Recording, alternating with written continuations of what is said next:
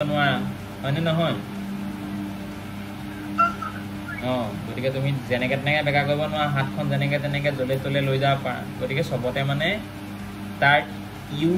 ইউজটো কেনেকুৱা বডি পাৰ্টবোৰৰ ইউজটো কেনেকুৱা তাৰ ওপৰত নিৰ্ভৰ কৰি তাৰ ওপৰত ডিপেণ্ড কৰি আমাৰ বনছৰ শ্বেপছবোৰ দিয়া হৈছে গতিকে এতিয়া আমি স্কেলিটন মানে কি বুজিলোঁ যে কালেকশ্যন অফ বনছ বা framework of bones in our body দিয়া আছে এতিয়া এই স্কেলিটনবোৰটোতো যদি খালীকৈ ওলাই থাকে তেতিয়াহ'লে মানে বস্তুটো মানে কি হ'ব মানুহে ভয় খাই যাব মানে সেইটো কাৰণে কি কৰিলে বডিটোক কভাৰ কৰিবলৈ তাৰ ওপৰত মানে স্কেলিটনবোৰক মানে স্কেলিটনৰ বনবোৰক এটা মানে পাৰ্মানেণ্ট ফিক্সাৰ দিবৰ কাৰণে